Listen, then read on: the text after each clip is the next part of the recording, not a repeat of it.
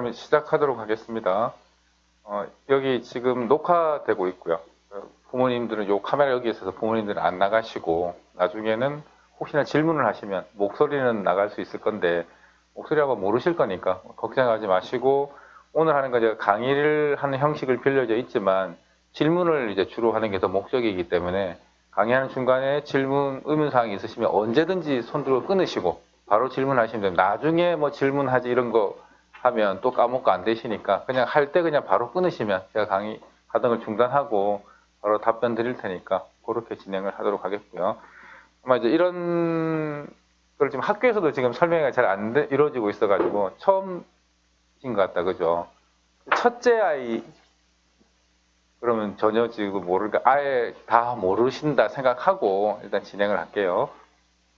일단 차례는 일단 이렇게 좀 잡아봤어요. 일단 우리 아이들이 갈 때가 2023 입시제도입니다. 대입인데 2023일 하는 이유는 우리 아이들이 대학교 1학년 되는 시기를 다 이제 대입 전형 시기라고 통합을 해서 올해 입시는 2021, 내년이 22, 우리 아이들이 2023 이렇게 됩니다.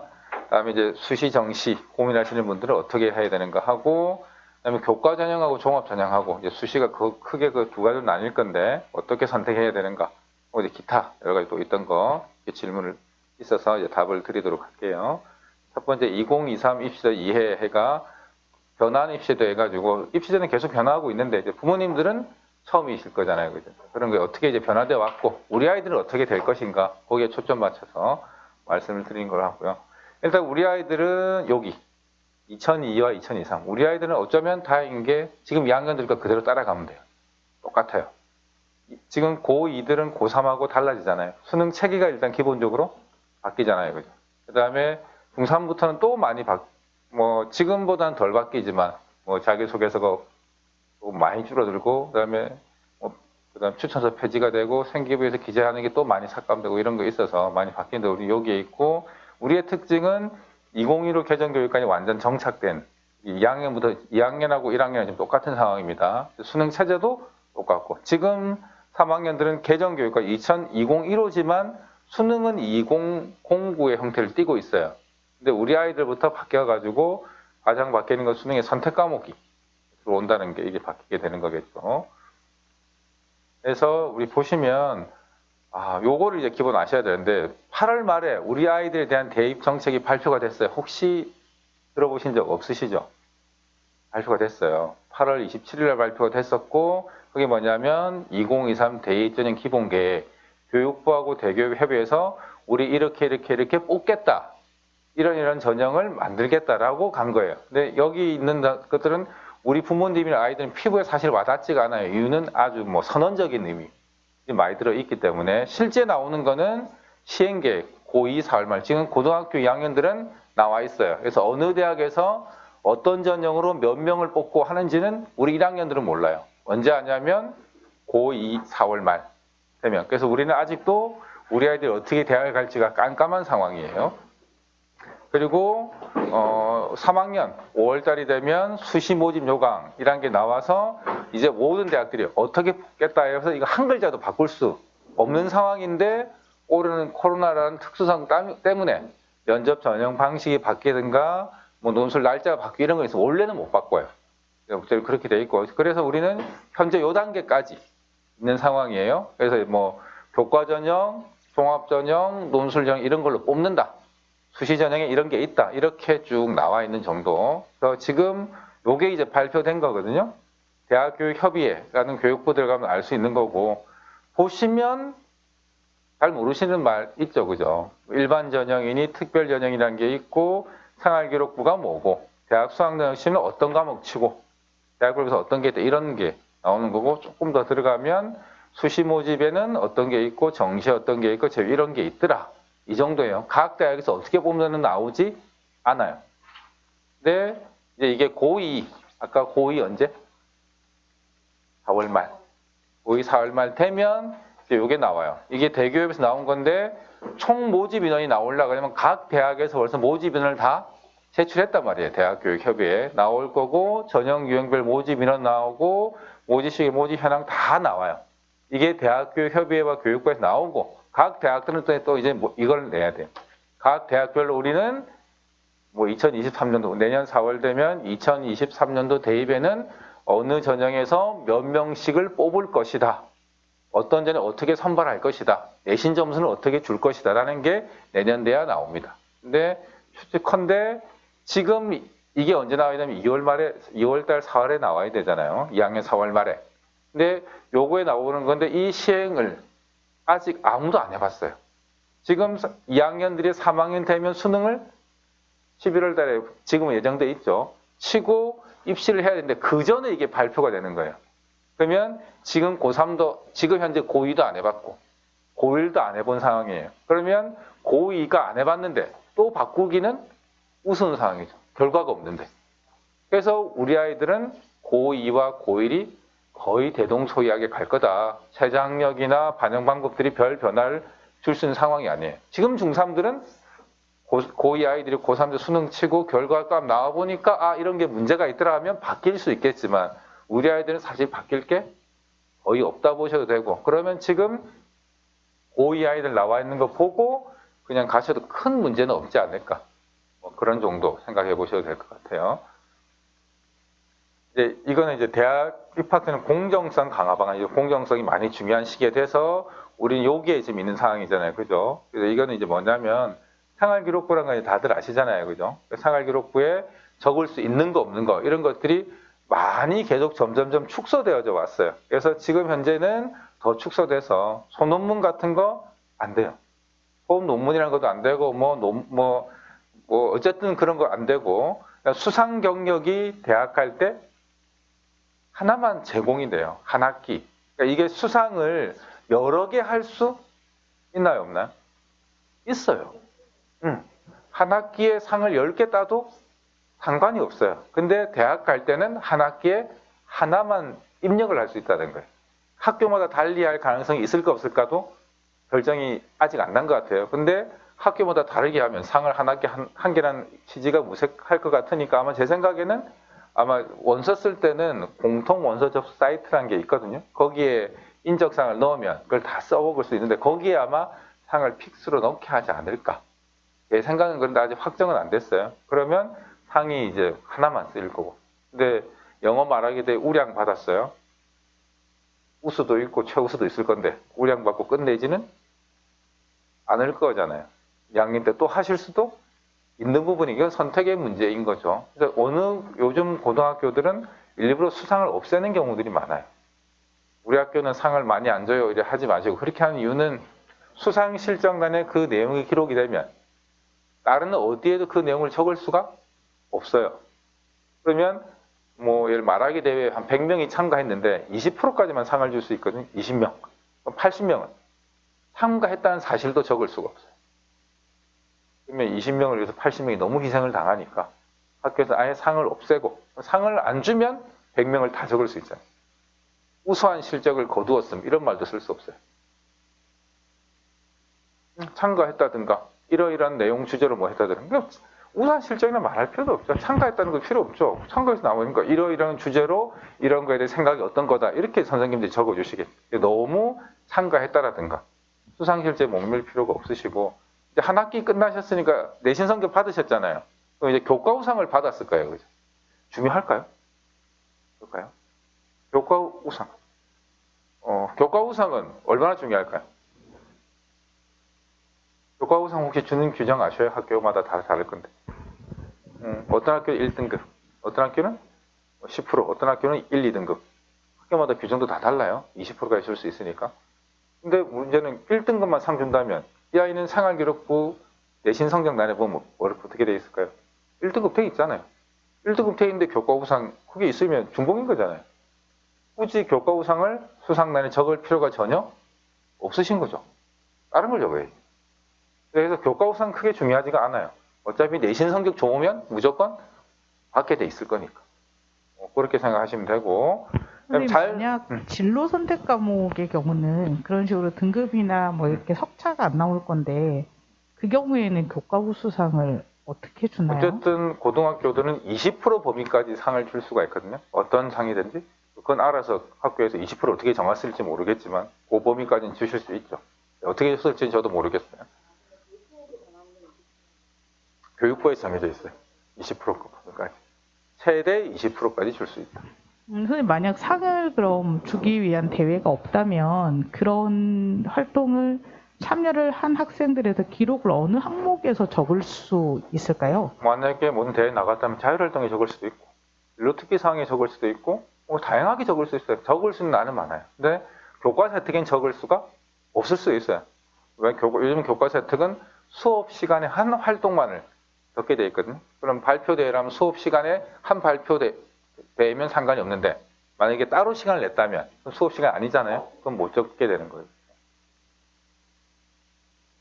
다음에 자율동아리라는 걸 이제 우리 아이들은 아마 크게 신경 안 쓸 수도 있는데 자율동아리 3개, 4개 하는 아이들도 많이 있었거든요. 근데 지금 이제 우리 아이들은 자율동아리가 제한 하나만 돼 있고 30자만 돼 있어요. 동아리에서 총 500자 쓸 수 있는데 정규 동아리라는 건 우리 내신 수업 시간표에 들어가는 정규 동아리가 있고요. 자율 동아리가 있어요. 자율 동아리 이제 맥스 30자까지 쓸 수 있거든요. 그럼 정규 동아리는 470자까지 쓰게 되겠죠. 두 개 합쳐서 500자니까. 자율 동아리가 중요할까요? 정규 동아리가 중요할까요? 정규 동아리가 당연히 중요하죠. 지금 고3 아이들까지는 자율 동아리와 정규 동아리 글자 수 제한이 없었어요. 두 개 합쳐서 500자면 됐으니까. 그럼 3학년 때 되면 정규 동아리 해봐야 잘 안 하니까 지가 가고 싶은 과에 비슷한 동아리를 지가 만들어가지고 그래가 막 이래 쓰고 했는데 이제 우리 아이들은 그걸 30자, 30자라면 몇 명이 무슨 동아리로 활동함 이게 끝이에요. 그게 큰 의미가 있는 게 아니니까 우리 아이들은 정규 동아리에 충실히 해야 되는데 코로나 상황이라서 지금 왔다 갔다 하고 있어서 그죠. 근데 진짜 온라인이든 뭐든 어쨌든 선생님들이 써줄 거니까 오프라인 상황에서 수업을 들어갔을 때 이제 대면으로 할 때 그때 충실히 해줘도 그 내용으로도 충분히 할 수 있으니까 잘 하라고.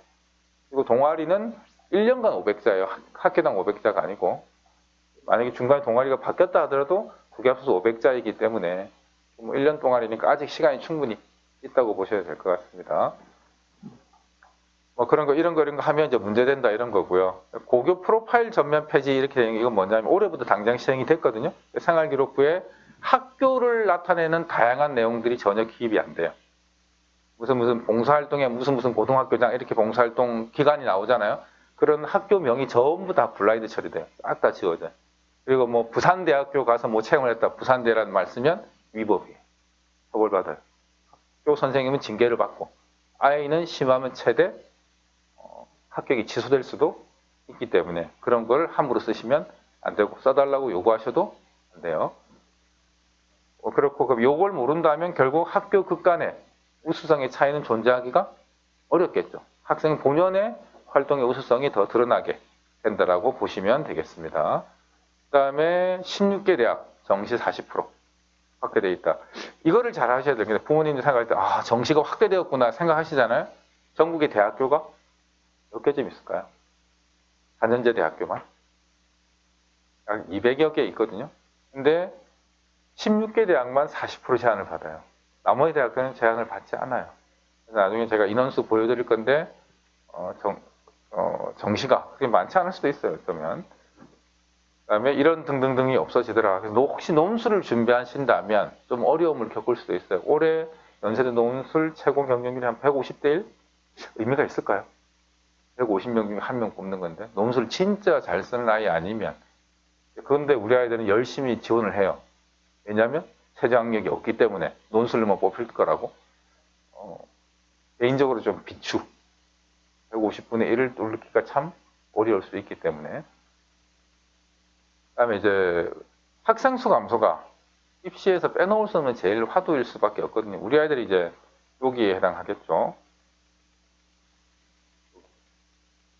지금 현재 2000년이 지금 누구냐면 대학교 2학년 2001년이 대학교 1학년들이거든요. 요때 넘어올 때 인원수가 엄청 감소했어요. 그래서 대학 경쟁 치렀고 합격 내려갔고 뭐 이렇게 했었는데 작년에 더 내려갔어요.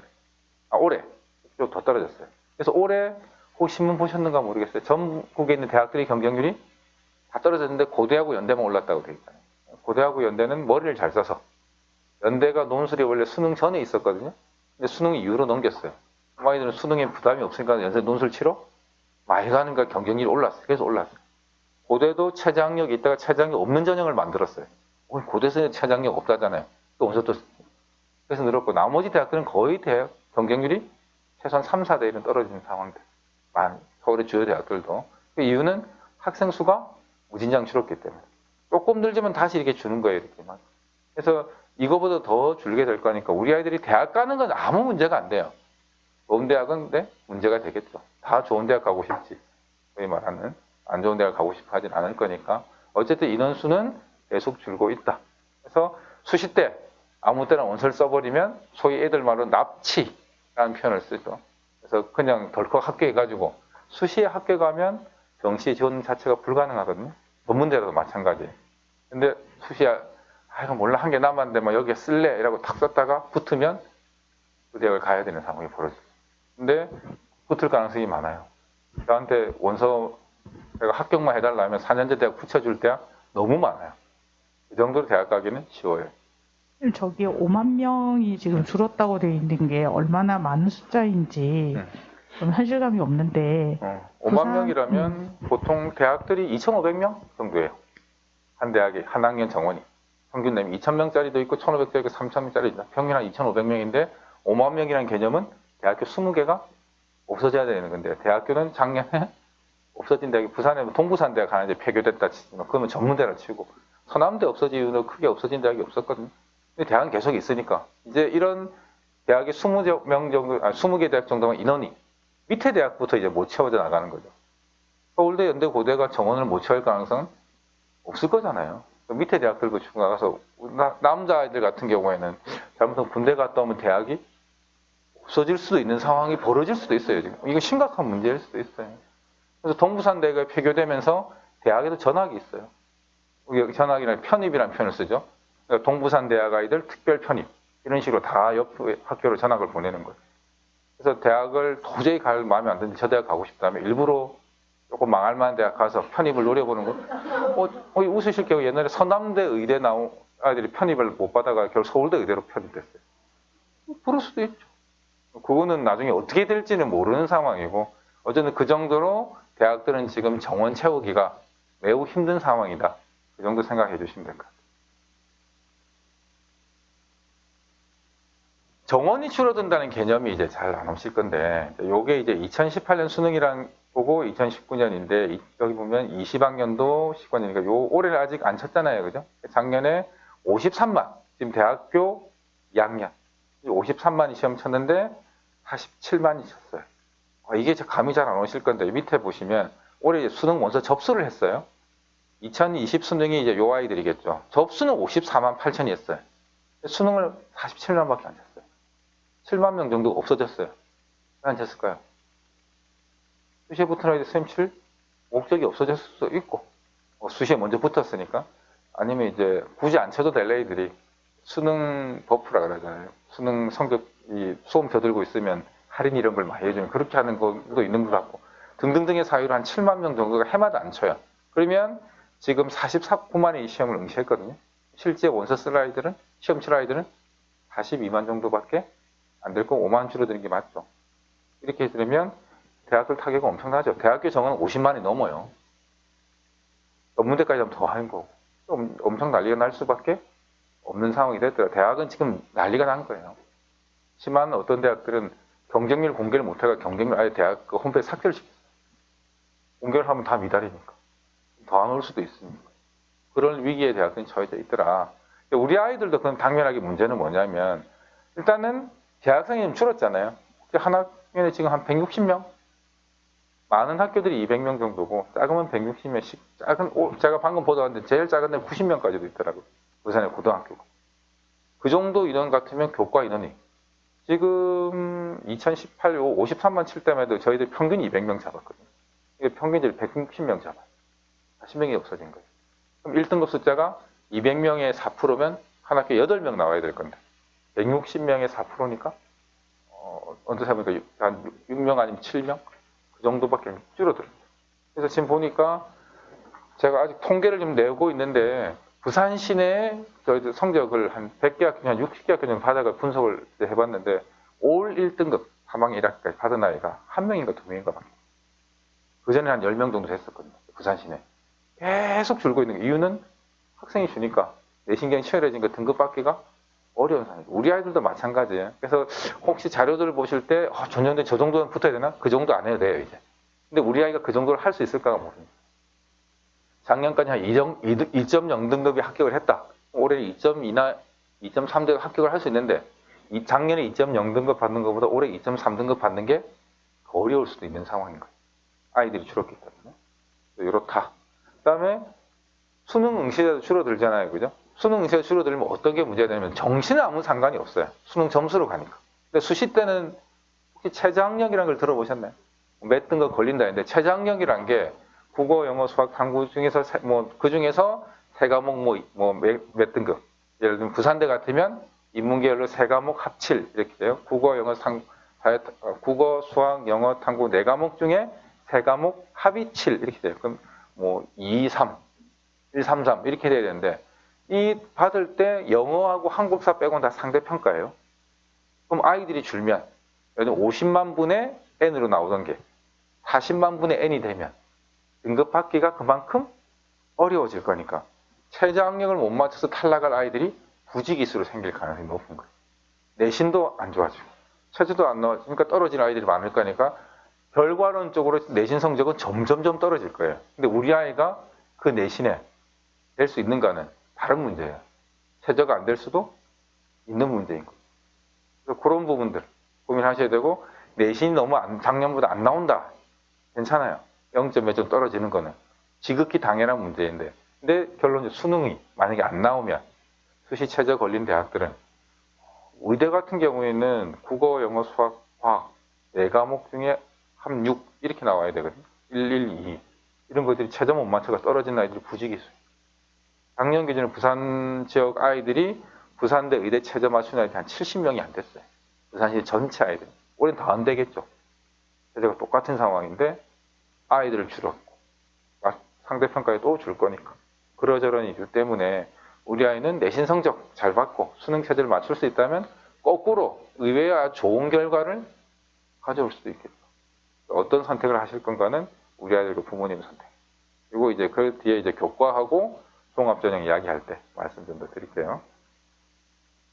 이해되시죠? 그래서 이제 대학하는 방법은 크게 4+2 제가 이렇게 하는데 수시 때 크게 4가지 방법, 정시 때 보통 2가지 방법 이렇게 돼요. 근데 학생부 위주, 논술 위주, 실기실적, 정시는 수능, 그다음 실기실적. 실기실적은 보통 예체능 계열이 주로예요. 그럼 일반적인 학과들을 간다면 실기실적은 빠지겠죠. 그럼 보통 학생부 위주, 논술 위주, 그다음 수능. 학생부로 갈 거냐, 논술로 갈 거냐, 수능으로 갈 건데 논술도 점점 줄고 있어요. 그럼 실제로 대학 가는 방법은 수시는 학생부, 정시는 수능. 근데 수시 때 학생부가 학생부 교과로 갈 거냐, 학생부 종합으로 갈 거냐. 교과라는 의미는 생활기록부에서 이제 처음 보셨을 거예요, 그죠? 숫자 나오잖아요, 과목별로. 그 몇 등급 숫자 그다음에 A, B 성심이 딱 그거만 보는 거예요. 숫자만 하고 A, B, C만. 그게 교과 전형이에요. 학생부 종합 전형은 생활기록부에서 우리 아이 주소, 부모님 성명 빼고 다 보는 거예요. 생활기록 전체를 다 보면 종합. 교과 숫자만 보면 교과 전형. 이렇게 되고 해서 학생부로 대학을 갈 것이냐, 수능을 대학을 갈 것이냐 딱 2개밖에 안 남는 거예요, 거의. 대학 가기가 쉬워요. 구분하기가. 어렵다고 생각하실 필요가 전혀 없어요. 이렇게 다 되고 요거는 이제 뭐냐면 수능 성적표예요. 지금 모의고사 성적표는 다들 보셨죠? 그렇게 나오지 않고 요렇게 딱 끝이에요, 나오는 게. 근데 한국사는 아까 제가 절대평가를 했죠. 그래서 표준 100은 요거 오로지 등급. 40점 넘으면 1등급. 35점 2등급, 33등급 이렇게 가고요. 영어도 절대평가. 90점 넘으면 1등급, 80점 넘으면 2등급. 이렇게 가요. 그럼 이거는 내가 어느 정도 실력을 가지고 나와의 싸움이겠죠. 여기서 제2외국어도 마찬가지고. 근데 나머지 국어, 수학, 탐구는 상대평가예요. 내가 아무리 잘하더라도 나보다 더 잘하는 애가 있으면 내 등급은 떨어지게 돼 있는 거예요. 그렇게 차이를 보시면 되겠고. 절대평가라는 건 어떻게 등급을 산정한다는 건가요? 아까 말씀 만점이 한국사 같으면 50점. 일때 40점 넘으면 원점수가 1등급. 35점 2등급, 30점 3등급. 이렇게 쭉 가는 거예요. 영어는 만점이 100점. 그리고 90점 넘으면 1등급. 80 넘으면 2등급. 그럼 이제 영어는 이제 아주 중요한 건데 잘 들으셔야 될 게 100점과 90점은 똑같은 거예요. 구분이 안 돼요. 90점과 89점은 천당과 지옥이에요. 마찬가지로 80점과 79점은 엄청난 차이죠. 교대를 만약에 생각하는 아이들은 정시 때 25% 국어, 영어, 수학, 탐구가 25% 반영되는데 영어는 아까 말했지만 등급만 나오잖아요. 1등급을 100점 쳐주고 100점 만점에 2등급을 90점 쳐줘요. 수학 만점 받으면 1등급이 뭐 96%면 1등급일 거잖아요. 그렇게 똑같이 쳐주는 거예요. 90점이나 100점은 똑같은 점수고 89점은 10점이나 까지는 거예요. 어마어마하게 까지는 거죠. 상대평가 같으면 2등급 나와야 될 점수를 그렇게 되는 거니까. 그래서 그런 것들이 아주 중요한 문제이기 때문에 우리 아이들이 혹시 영어를 안 하려 한다면 영어 공부 꼭 시키세요. 가장 기본은 영어. 88점, 89점, 87점 받는 아이들은 그 1점을 못 맞춤으로써 타격이 어마어마하게 클 수 있다라. 영어 공부를 제일 기본. 어느 정도 수준이 도달될 때 가능한 이야기였어요. 영어는 내가 공부를 못해서 안 나오는 거예요. 남이 공부를 잘해서 안 나오는 게 아니에요. 그래서 나와의 싸움이니까 내가 열심히 해야 된다. 꼭 말씀해 주시고. 국어, 수학 이렇게 돼 있었던 게 이제 국어 같은 경우는 이제 국어 이렇게 돼 있던 게 이제 화법과 작문, 언어와 매체 두 가지 과목이 있어요. 선택 과목이 100점 만점에 공통 독서하고 문학이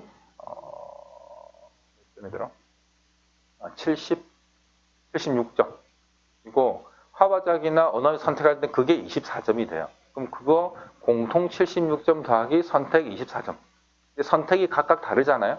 그래도 그 점수를 하지 표준 뭐 이렇게 변환할 수 있는 게 있거든요. 그걸 해가지고 한 줄로 세워요. 등급은 이렇게 나와요. 야가 언어와 매체 했더라도 점수가 이렇게 똑같아요. 한 줄로.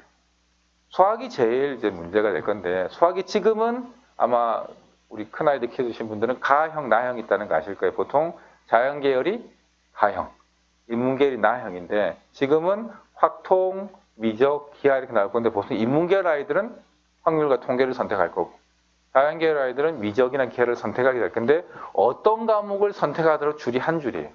지금은 줄이 가형, 나형 두 줄이에요. 근데 이제 합쳐서 한 줄로 나오는 거예요. 이해되시나요? 그러면 문과 아이들이 수학이 조금 약한 편이잖아요.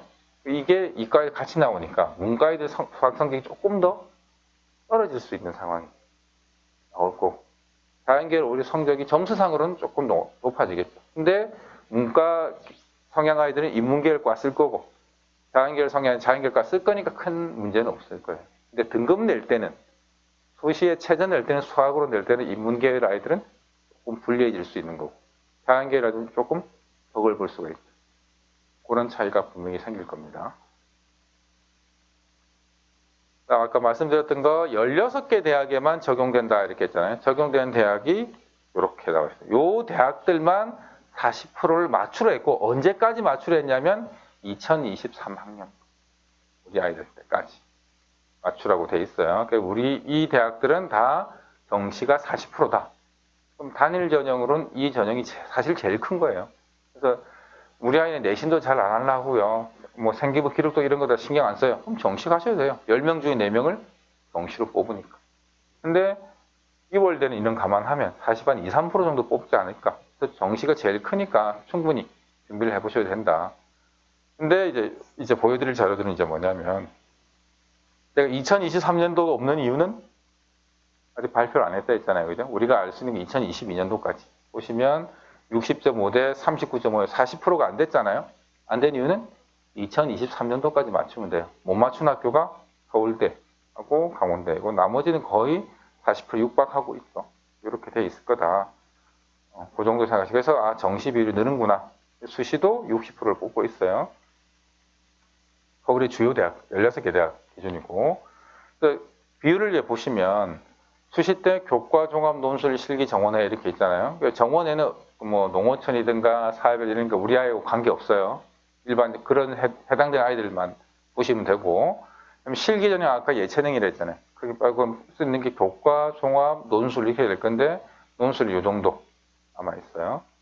그다음에 종합은 이렇게 많이. 그다음에 교과도 11.1에서 18.3까지 올라가요. 또 제일 많이 뽑는 전형은 아까 수시가 60%로 했잖아요. 그죠? 그 중에서 절반 이상을 종합으로 뽑아요. 그러면 서울 쪽 지역 대학 갈 때 종합을 고려하지 않으면 어려울 수도 있는 상황이 있겠죠. 여기서 우리가 생기부 신경을 쓰시는 이유도 여기 있겠죠. 근데 이걸 한번 주목해 보실 필요도 있을 것 같아요. 18.3%, 11에서 18.3%. 엄청 늘었잖아요, 교과 전형이. 아까 교과 전형은 뭘로만 뽑는다고요? 내신 성경. 내신 성경만 잘해도 서울 쪽 대학 갈 확률이 엄청 높아진 거예요. 이건 이런 수로 이게 부산거 대학하고 제가 말씀만 드릴게요. 여기 18% 정도 뽑는구나. 많이 뽑는다. 서울대만 아직 없는데 서울대도 아마 우리 아이들 때는 들어와야 될 거예요. 거의 10%를 교과 전형으로 뽑으라고 강제하고 있는 상황이라서 이 정도이다. 근데 부산 지역은 반대로.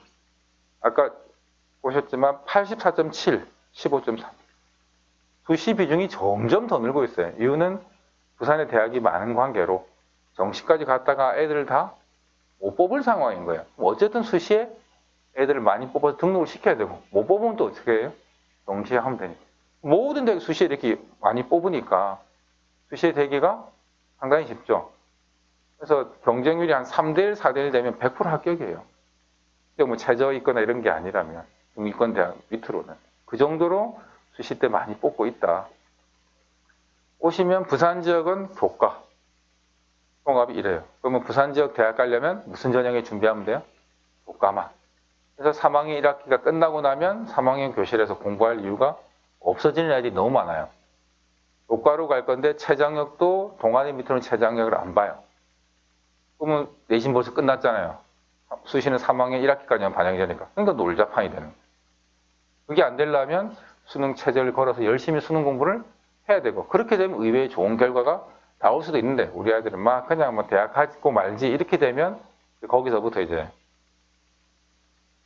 아이들이 힘들어질 수도 있는 거죠. 대학 가기 너무나 쉬우나 좋은 대학 가기는 참 어려워지. 그래서 적정한 내신과 적정한 수능 성적을 가지면 오히려 대학 가기가 훨씬 쉬워질 수도 있어요. 끝까지는 참고 하면.